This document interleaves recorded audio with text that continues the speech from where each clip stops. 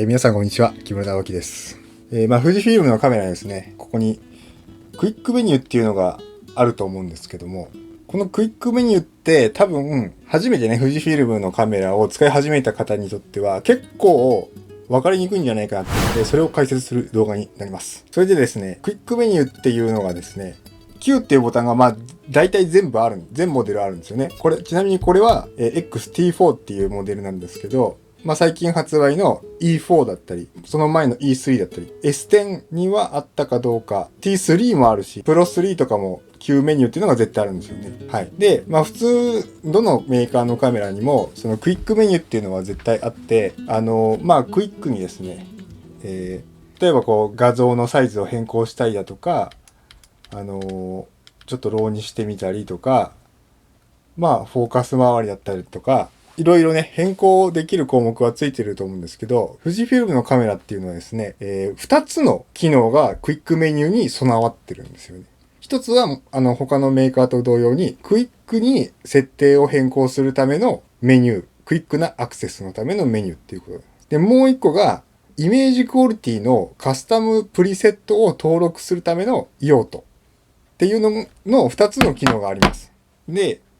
それが、ここのデフォルトだと一番左上にそのカスタムセットが選択できるメニューがあって、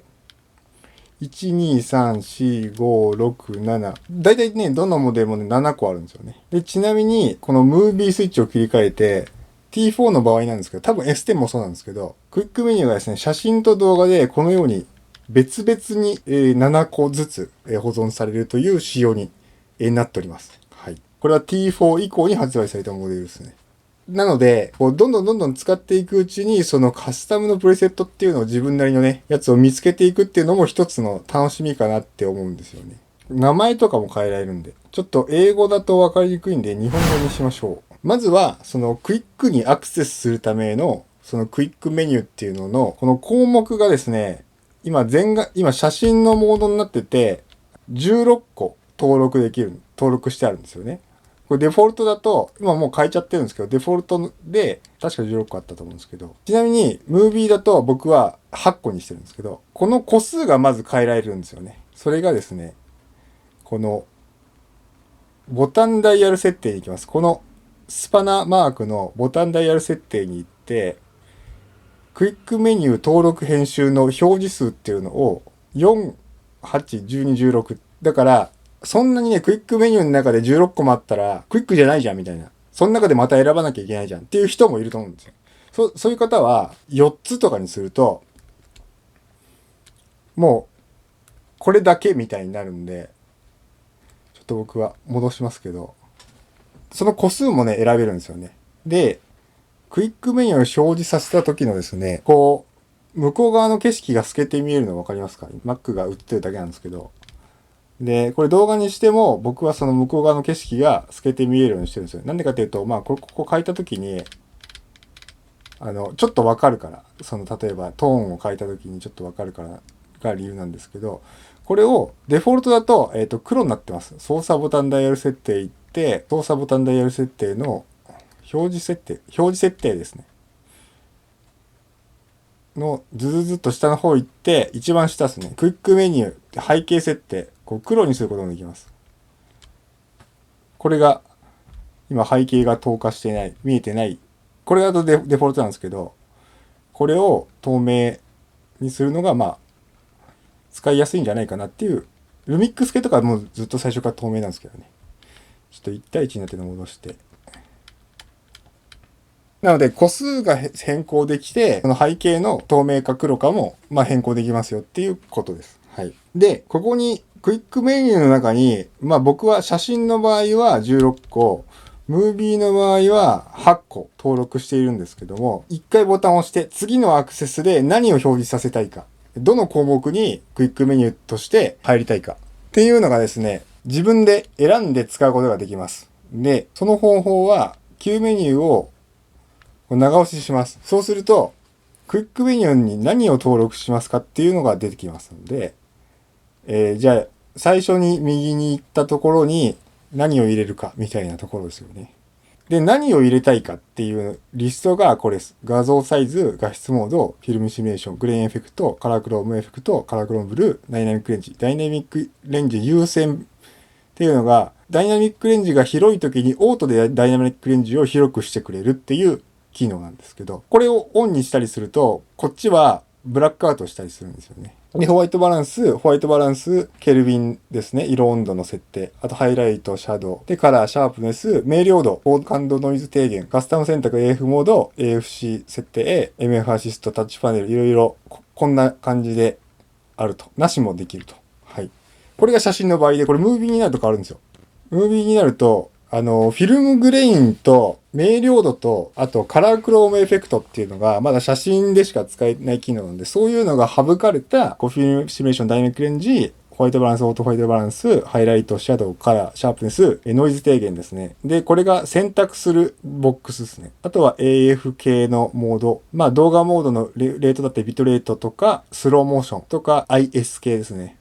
手ブレ補正系。のがザラッとできると。で、まあ、ちょっと使ってみて、よく使うなっていうものを、そこに登録していけば、まあ、基本的には良いんですけども、まあ、ここで、僕の設定何にしてるかっていうのを、ちょっと一旦紹介させていただきますね。まず、スチールの方からなんですけども、まずですね、まずクイックに変えたいみたいな用途と、ルック、イメージクオリティのトーンをカスタマイズしたいっていう2つ入ってるんですよね。で、クイックにアクセスしたい項目っていうのはこの2つなんですよね。僕は。それだけにしてます。写真の場合。画像のサイズですね。うん。16対9がいいのか、まあ3対2がいいのか、または1対1がいいのか、ちょっと小さめに撮って連写すんのかとか、そういうところで。で、結構縦位置とかで撮ると16対9って、すげえ縦長じゃないですか。まあ動画だったらいいんですけど、写真だったら3対2の方がいいかなみたいな時は多いじゃないですか。イメージセンサーもマックスまで使えるんで。っていうので、まあ3対2とかよく、ここは16対9と3対2はよく変えるんで。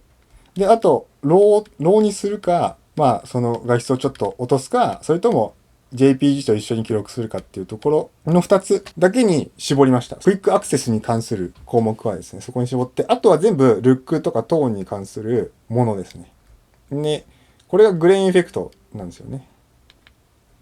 グレーンエフェクトが、そのストロング、ラージ、4段階選べるんですけど、で、あとシャープネス。まあ、シャープネス。で、ダイナミックレンジ、あとノイズリダクション。で、ダイナミックレンジプライオリティ、これもうめんどくさいな、オートにしたいなって時に、ここ行くので、ここに置いてるんですよね。ただし、ここ、Q メニュー入った途端には、ここにあるんで、結構、優先順位はこっちに行けば行くほど低いものっていうので登録してて、なので、ハイライトとシャドウとシャープネス、グレイン、もうめっちゃ使うんですよ、僕。好きなんで。で、ちょこちょこいじって楽しいみたいなところなんで。で、次の段でカラーとその明瞭度。で、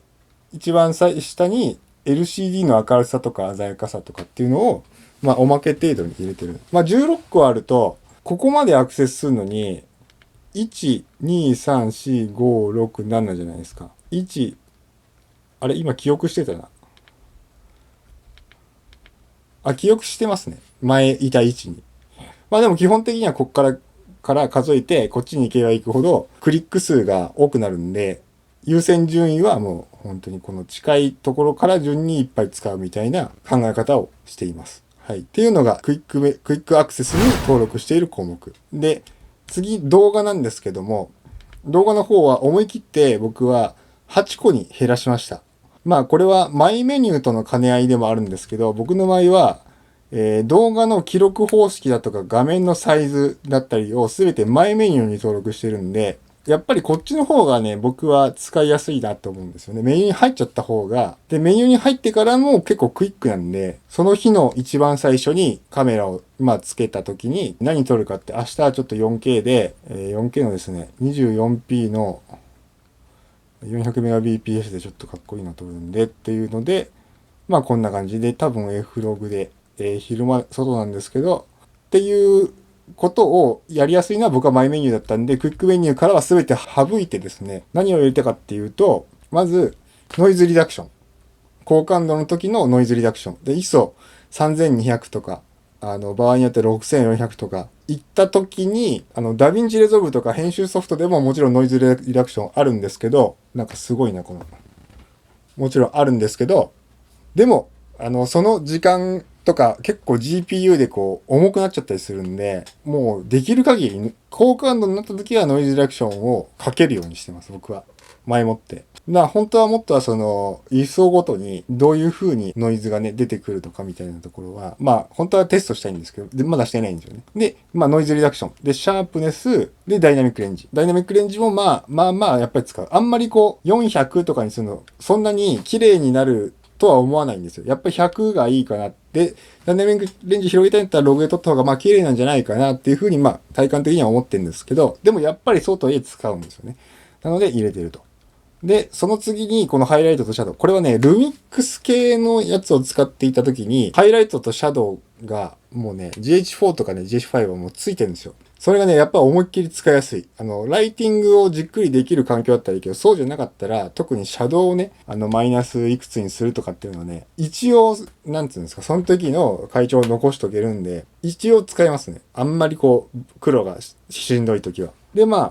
あとはカラーとホワイトバランスオートなんですよね。で、なんで4つにしたかっていうと、さっきも話したんですけど、設定できる項目が写真と比べてグレインもないし、そもそも少ないんですよね、動画の方はね。で、その動画のモードとか、手ブレ補正だとかは全部違う方の、バイメニューだったら FN ボタンの方で、フィルムシミュレーションなんかも僕はFN ボタンに入れちゃってるんで、こっちのシミュレーションこれだね。入れちゃってるんで、クイックメニューは、そうですね、ルックを微調整するためのものっていう風に、捉えて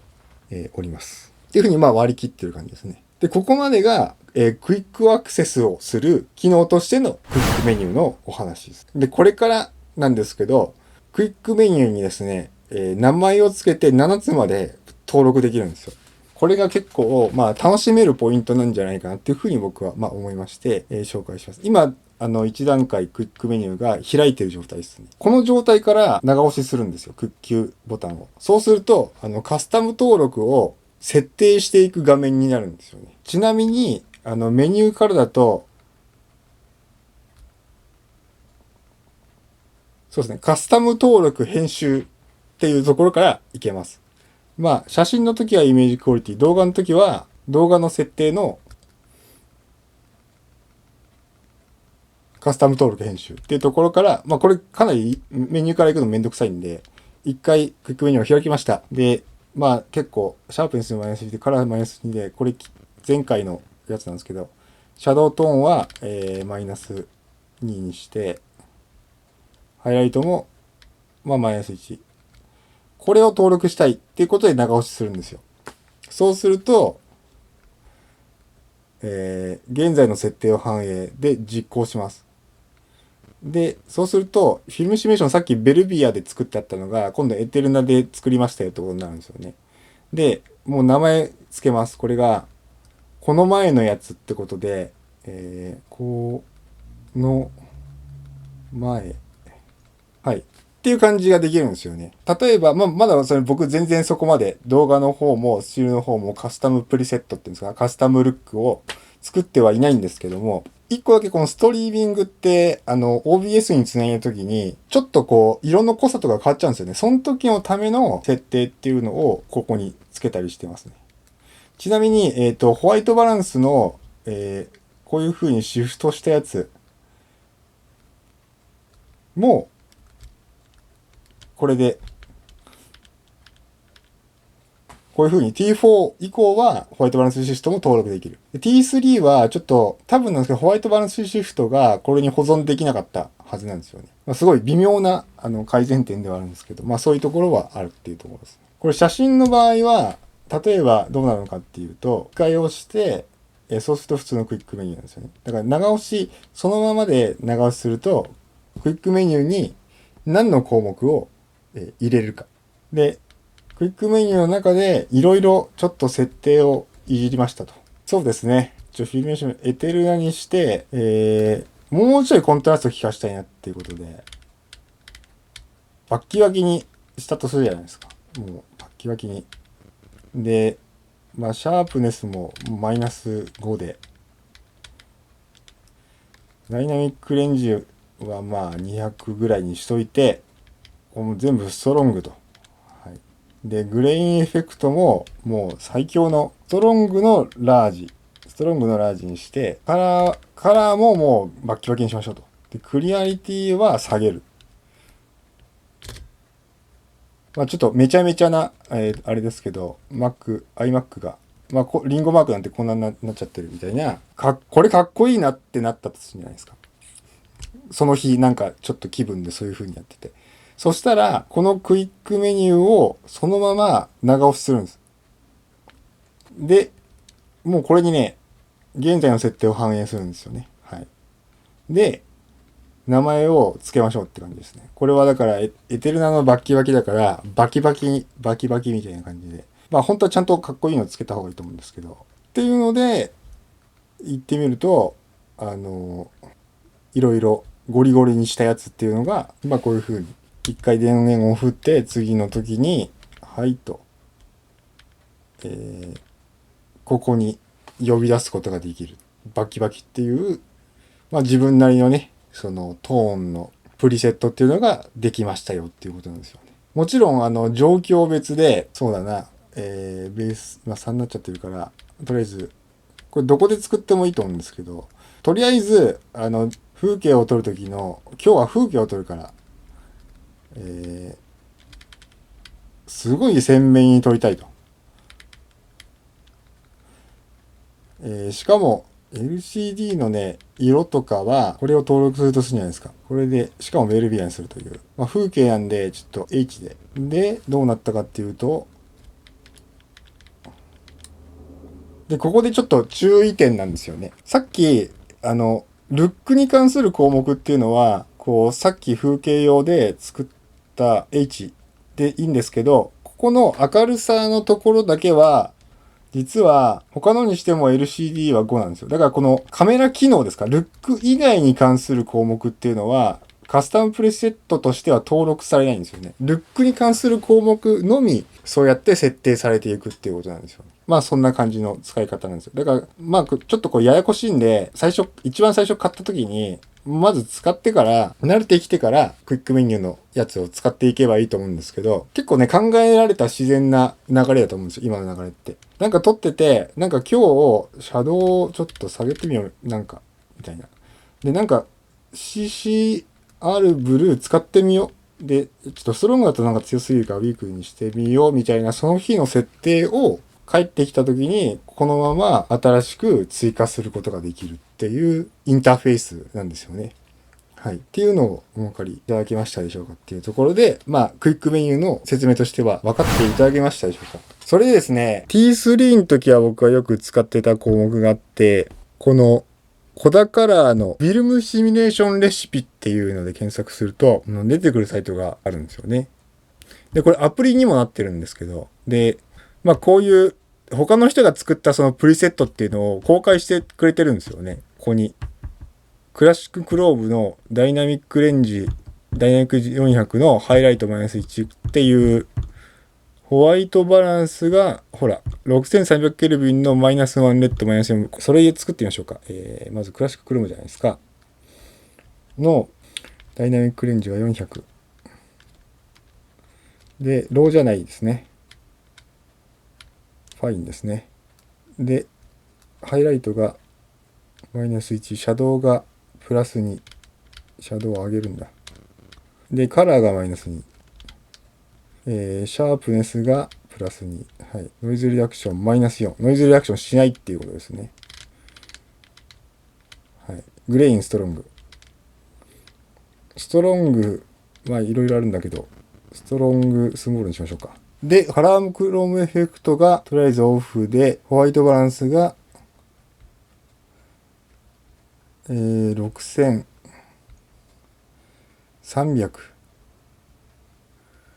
ケルビンの、マイナス1レッド。マイナス1レッド、マイナス4ブルー。これだ。なるほど。で、まあ、ISO オート設定が6400。はい。は大丈夫。まあ、それは、その時その時でエクスポージャー、これは3分の2段からマイナス1まで、まあ、やっていいんじゃないかっていうところのコダカラーですね。これを登録するじゃないですか、設定を反映。じゃあ、コダカラーは、バキに上書きしよう。ね。コダカラーと。はいはいはいはい。で、コダカラーっていうのが瞬時に読み出せるようになりましたとさということでございます。ちょっと軽く取ってみましょうかね。せっかくだから。コダカラー。結構ね、個人的には、ちょっと全部オートで撮ろう。ちなみに今ついてるレンズが 12mm なんで、だいぶ広いやつなんですけど、ちょっとアンジェのブラックマジックを。なるほど。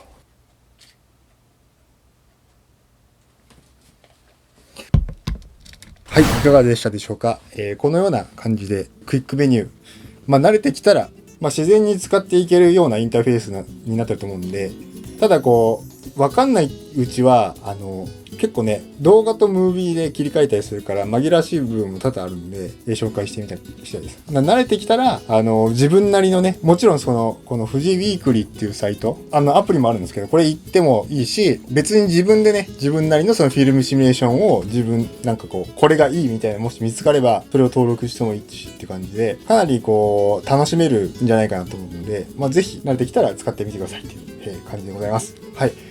こんな感じで、普段は撮影機材のレビュー、撮影の仕方、生活に役立つライフハック、奥たまに音楽、占いやっておりますので、よければ、チャンネル登録よろしくお願いします。高評価、コメント、いつも、ありがとうございます。やっぱりリアクションがあると、だいぶ継続していくパワーになりますので、ありがとうございます。E4 も出るし、E4 終わって、別に T4 を買ったって T3 もね、今安いし、結構昔のモデル買うんでも、このクイックメニューはあるんで、かなり楽しめると思うんで、本当に、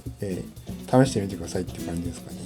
S10 はちょっとモードダイヤルだから、クイックメニューの有効性っていうのが、モードダイヤルの方のカスタムが使えるから、S10 はね、もうちょっとね、他のメーカーの普通のカメラの使い方、例えばルミックスとかは多分近いですね。はい。ちょっと僕実況触ってないんで、S10 に関してはちょっとわかんないんですけど、一応、参考になれば幸いでございます。で、今日の撮影カメラなんですけど、写真でもさっき出たんですけど、アンジェニューのトーミーですね。ディストーションが来ますが、このフランジバックを調整できる手軽さっていうところで、ここがフランジバック調整して、寄れるようにしてるんで、ネジ抜いただけなんですけど、それから、アーサーミニ。ね、いつも広角になっちゃいます。24ミリですね。はい。それではまた。